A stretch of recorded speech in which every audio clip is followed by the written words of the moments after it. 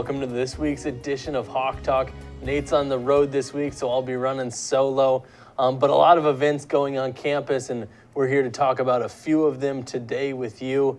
And we're going to start off by introducing our first guests, Dylan Jensen and Jalynn Klauser, student directors of the TR Leadership Program. So Derry, also your nickname, sorry about that in case anyone didn't catch that, anyone knows Dylan is Derry. Yeah. But tell us a little bit about what the program does for the students. Well, first and foremost, we are an honors program, right there in the name, the TR Honors Leadership Program. So that, has that whole honors component, but more importantly, we have the leadership component along with service learning. We have a big focus on the service learning projects that we do. As a group of us scholars, there's 48 of us right now. We have 4 service events a year, 2 in the fall and 2 in the spring, and along with you do service learning by yourself, volunteer in the community and stuff like that. Yeah, so a lot of volunteering, a lot of community service, and just kind of giving back. Jalynn, you've been involved for quite a few years now. What do you think the impact for the students is having that experience working with community members in different organizations? One of the biggest things that when we have people come and interview and talk to them about the program is I'm really proud of the fact that the TR program isn't a cookie cutter leadership program. You're not just taking honors curriculum courses. You're not just taking a class because you're smart. A lot of our students are very good leaders in the community. Through the program, they have the capacity to lead in lots of different things, and they learn to network. And I believe that no matter what your major is, no matter what career you're going into, when you leave the TR program, you have the ability to be a leader in whatever capacity you choose to be. And I think that that's a big takeaway of the program. Yeah, definitely. The students seem to go above and beyond in whatever facet they're involved in, and so that's really impressive. Both of you have been involved for a while now, and you're kind of on your outgoing transition, moving out of the position. But looking back, how'd you end up at Dickinson State, and how have you enjoyed it so far, Dylan? Well, how I ended up here was, quite frankly, I had 2 family members go here, Both my mother and my older sister came here. North Dakota is like a second home to me. Everyone knows that. So it was a pretty clear choice. I wanted to be a teacher. Dickinson State had a pretty good historic education program, so that's how I ended up here. And then the honors program was something my sister had done, so she encouraged me to apply for it. Yep, Jalynn.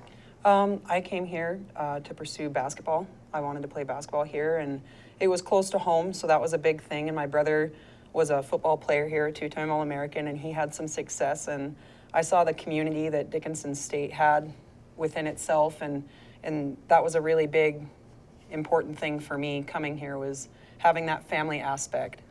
Yeah, definitely. We've heard that a lot from the students, and I think the TR Leadership Program kind of adds to that element of a family.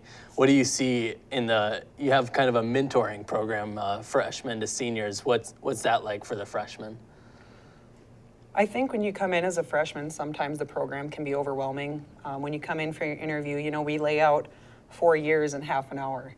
And as a freshman, you're just kind of like, oh my goodness. And so for the seniors to come in, or the juniors, or the upperclassmen to come in and talk to the underclassmen, I think it's really valuable because it kind of mellows the whole situation out, like, oh, okay, so I have 4 years to do this. It's not that big of a deal. Most of our scholars are also athletes. So they have a lot going on, and it's like, well, is the responsibility thing going to be too much? But we just see that most of the time our students enjoy the involvement, and I think that having the upperclassmen kind of tell them, like, oh, it's not that bad, it helps out a lot. Yeah, definitely. And then moving forward into April here, kind of a hot season for your guys' events, starting off with the texting and driving on April 10th. Kind of give us a rundown of what's going to happen on that day.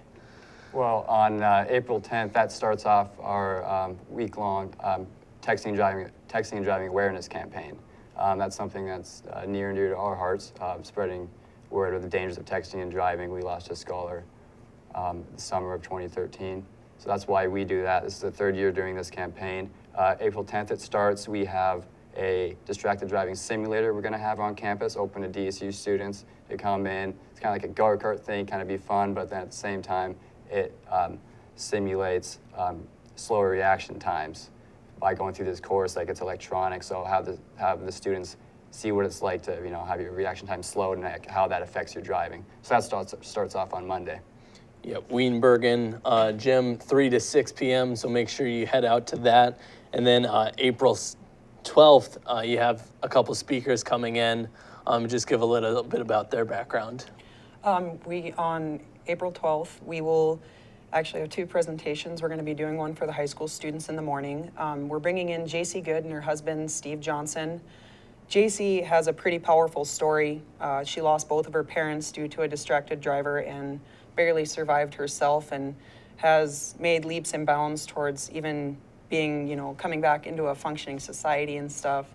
And we had come across a Facebook ad that she had done, and we knew that we needed to bring her in because she has an impactful testimony to share and her journey. And as you go forward and you advocate, sometimes those testimonies are the things that get to people the most. And that's really important to us, is continuing to impact a generation and a society that every time you get in a vehicle, there's distractions all over in every part of our lives.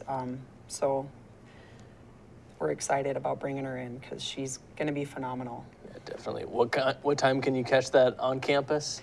Wednesday at 4 p.m. in Beck Auditorium. Okay, there you have it. Wednesday, the 12th in Beck Auditorium. Definitely a good cause to support, and like you mentioned, something that's close to the Dickinson State community. And then moving forward in April, you have the Hawk Walk going on, a traditional event there as well that's been going on for quite some time. A little funner event, April 22nd, starting at 10 a.m. And touch on the charity cause that goes to. That goes to the Domestic Violence and Rape Crisis Center. We've been supporting them now, I believe, for the majority of, this is our 9th annual, and we've supported them almost every year that we've done the event. And we think what they do is really important. You know, domestic violence and sexual assault and things like that are really prevalent in Dickinson, with or without the oil boom. You're always going to have that in a community, and what they're doing is not seen by everyone, but it's definitely appreciated, and we like to share our appreciation by supporting that cause, and it's really important to us. We actually bring in Darianne Williams and Darianne Johnson and some of their advocates to talk about what it is that they do, because a lot of students, I guess another big component of the TR program is we like to do charities with a purpose. And in order to understand the purpose of a charity event or the purpose of an organization like the Domestic Violence and Rape Crisis Center, it's really important for us to bring them in and talk to them. We had students, the first year we brought them in, that had been in the program 4 years, and they were like, we had no idea, you know, that was going on here in Dickinson. And it just adds that connect, you know, the want to and the purpose of having something like that. I think it's important, so. Yeah, definitely promoting a good cause there. And priority deadline's April 5th. How much does that cost again? By priority deadline, it's $15 for adults. After the deadline, it's going to be $20. And you can sign up the day of. Registration starts at 9, and the race starts at 10. And the race starts at the BAC, at the Bijou Activity Center here in town. So we encourage everyone to show up. It's a fun event. We encourage bring your kids. They're $13 or $8 if you're under 13. Dress up as superheroes. That's kind of the theme we've done the last couple of years. It's fun, you know, people running around in Batman costumes and everything. So overall, it's a really fun event for families. So we encourage everyone to come out. Yeah, definitely. And if you get in before the priority deadline of April 5th, you get in for the shirt as well for the event. So just some important dates to keep in mind there. And then bringing things kind of full circle here. As I mentioned, you're kind of weaning out of the position, 2 new assistant directors next year. Just what's your reflection on your time involved in the TR program? That's a big question. There's been so much. You know, you get a lot of opportunities to meet people and travel, and I guess the biggest takeaway I can probably have from the program is learning how to communicate and network. And in my personal life and in my professional life, those are really important things, knowing how to talk to people, and you get exposed to all walks of life in the program.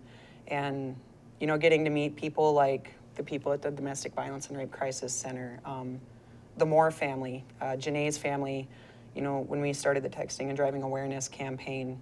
It just kind of revitalizes your faith in humanity, coming across people that are doing great things. And the service component of the TR program, that's a huge thing, I think, no matter who you are, or where you're from, or where you're going.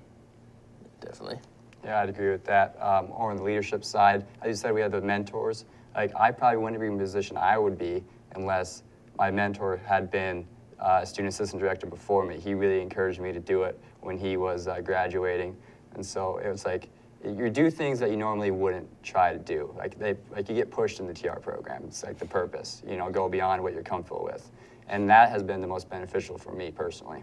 Yeah, definitely a good cause all around, just creating leaders in our community. So definitely something to be on the lookout for the future. If you're interested in the program, kind of what's the best way to connect or get involved? I'll take that.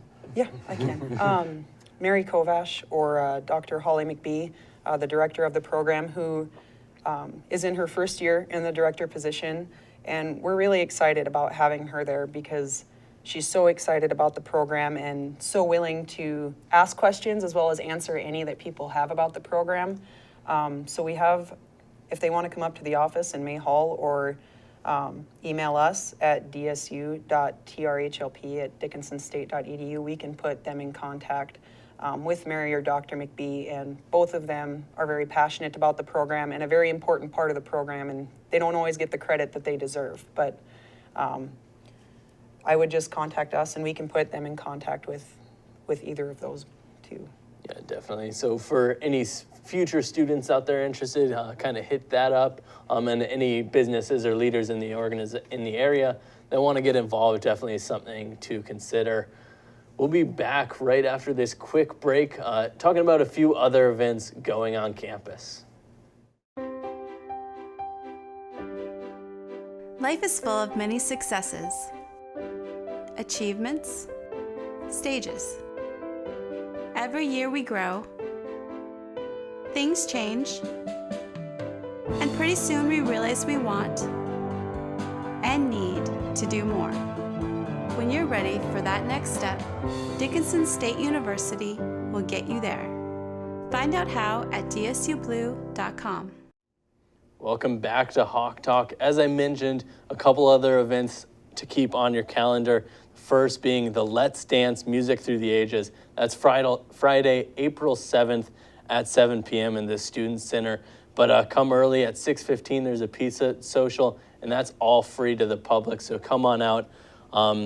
Music across the ages, something for everyone, and as well as some dancing. The Just for Kicks and Academy of Dance will be there, kind of giving a show of itself. So make sure you get out for that at the Student Center on Friday, April 7th. And then the Taste of Nations is coming up as well. That's April 4th. 5:30 is the start time for that. And get a taste really from all over the world. I've been to it several times, and some foods that you may have never heard of and may enjoy, so definitely reach out to that. You can contact 701-483-2322, the international office at Dickinson State, for tickets for that event. And then home baseball and softball this weekend. They're taking on Jamestown, and then they'll be home next weekend as well. 4 games each of those weekends, so make sure you find your way down here to the south side baseball field or to the softball fields near the Dickinson High School. A lot going on campus. Track has started, golf has started, and the sprint to the finish here for the spring. So we'll make sure to try to keep you up to date on all things DSU. We'll hopefully be back next week with track and baseball, but until then, Hawks are out.